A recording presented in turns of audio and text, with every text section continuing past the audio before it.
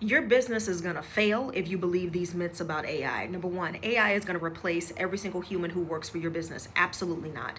At this point in time, AI is not to the point where it is so autonomous and so perfect that it's never going to make a mistake. Okay. Is AI going to replace some positions?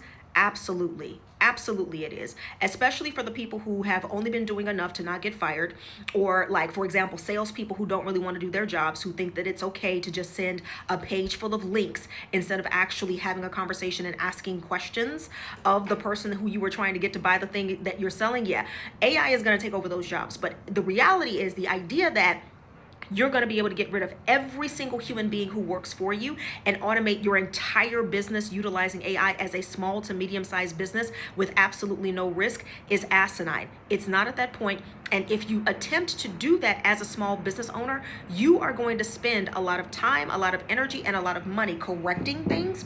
You're going to spend a lot of money redoing things, buying new tools. It's going to waste so much of your resources that by the time you get everything set up, you're not even going to have the energy to serve the customers and the clients who are actually going to be coming through. Okay.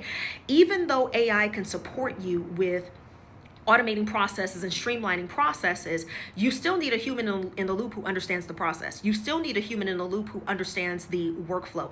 I don't believe in just immediately sending out what AI produces. And the reason for that is because your business is legally responsible for whatever your AI produces. So, for example, if you implement chatbots, and you don't have somebody who's checking them, who's testing them, who's looking at the outputs on a regular basis, and someone with enough smarts comes in and has a long enough conversation with your chatbot and makes your chatbot create a refund policy that does not exist, guess who has to refund that customer or that client that money?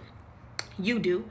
You do. It's already happened to an airline. You can go ahead and look it up. It's already happened. Okay. So you can't think that at this stage you're going to be able to automate your entire business. And the reality is, for most small to medium sized businesses, it's actually not wise for you to try to automate every single thing in your business where no human ever has to touch it, because again, you are responsible for whatever it produces. So that's the first thing.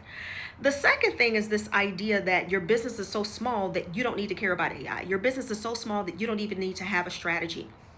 Here's why you're wrong.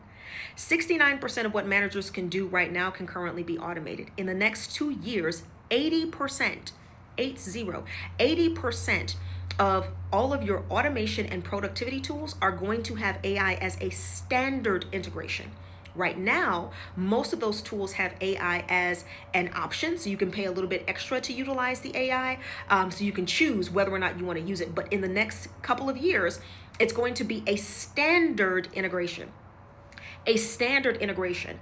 And if you don't have a strategy for exactly how you're going to be utilizing AI, how you're going to use it, how you're going to clean up the product, how you're going to how your company is going to maintain the security of the data that AI in those products is using, yeah, your business is going to have a lot of problems. In the next couple of years, 90% of electronic devices are going to have AI as a standard integration.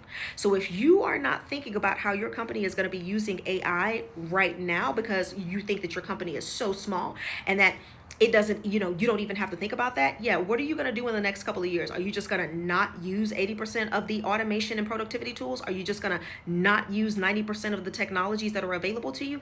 That's not really going to be really good for your business. So that's something else that you want to think about.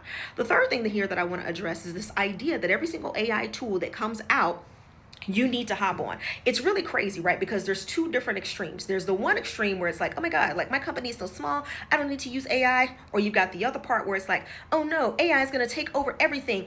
Oh no, I just can't, in all integrity, I just can't use AI because it takes away the human element. And then it's going to take away so many jobs, right? So you got that side of the pool, but then you got the other side of the pool that's like, yeah, this tool came out. ChatGPT is dead. I'm going to use this tool. Midjourney's dead. I'm going to use that tool. Repurpose.io is dead. I'm going to use this tool. Castity AI is dead. I'm going to use this tool. And so now you're jumping on every single tool that comes out. And the reality is you don't need every single AI tool that comes out.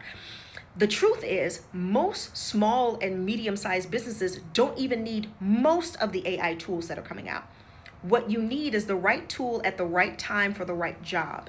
And the only way that you can have an idea of what the right tool for the right job at the right time is is if you have an understanding of your processes. How do you make your sales calls? How do you send out your emails? How do you deliver your services? How do you send out your proposals? What does your customer journey look like? What does the back end of your business look like? So if you don't have a at least a high level understanding, I'm not saying that you have to be a systems expert. I'm not saying that you have to be a lean Six Sigma black belt, but what I am saying is that you do need to understand, at least on a high level, how your business does what it does, because if you do not, you will end up spending a lot of money, time, energy, and resources implementing tools and strategies that do not work for your business. And you won't find out that they don't work for your business until after you have already spent the money to migrate everything from one tool to the next. So that's something that you need to consider. And then the last thing that I want to cover here is this. Oftentimes when people talk to business owners about AI, they talk to you from the standpoint of making it seem like you need to become an AI technician, right? So everybody wants you to learn how to build things in Make.com. Everybody wants you to learn how to build things in Zapier.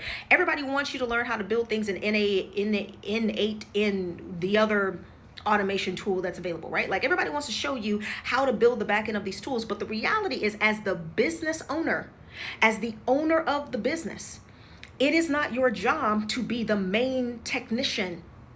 It doesn't serve you, right? So I see people breaking down like, this is what an LLM is, and this is what it does, and I'm just like, as the owner of the business, you don't need to know that. If you're curious, you can look it up. But with all of the other things that you need to be doing, like marketing your business, bringing money into your business, right? Those things take time. If you use up all of your time and your energy learning what tokenization is, learning what an LLM is, learning about all the back end of all of these different tools, what you have done is you have now made yourself a slave in your own business. Because when you become the main technician in your business then depends on you for all things technical that happen in the background of your business. And you don't want to do that. You only need to know enough to get done what it is that you need to get done now. You just need to know enough to save yourself an hour here, 20 minutes here, 5 minutes here, 10 minutes there, to give you some of that time back so that you can spend that time and that energy marketing your business and bringing more money into your business so that you can hire people to take over that aspect of your business, to run that aspect of your business so that you can actually be a business owner and not the slave to your business. It doesn't serve you to learn every single technical term about AI or every single technical tool about AI. And I can build a 55-step automation. I mean, that's great if you run an AI automation agency, if you run an operations consulting agency where you may implement some of the solutions after you talk about the strategy. But if that's not your business, you don't need to learn all of that. I know it looks cool. I know it looks fabulous, and when you get the certificates and you get all of the things, and it's just like, oh my God, I know all of these things, but then where's the energy to market your business? Where's the energy to bring money in your business? Where's the energy to drive the vision forward in your business? Does that make sense? So if you are a student in my AI for Business 101 course, I want to hear your thoughts in the comments. So use the comments of this video as your discussion board. What are your thoughts on this? Have you thought about any of these myths? Have you made decisions in your business based on any of these myths? Has this video changed your thought process on how you're going to approach utilizing AI in your business, or has it not?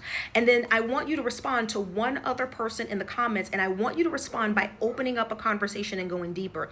It's not a matter of whether or not you agree or whether or not you think their point is great. And of course, we've already discussed that it's not an opportunity to go in and correct anyone. I want you to open up that conversation. So the same way that I'm asking for your thoughts, I want you to go deeper with someone else on their thoughts about what's going on in their business and make some connections, if you can, between what's going on in your business and what's going on in their business, and really open up that conversation, okay? So I look forward to those conversations, and I will talk to y'all later. Bye.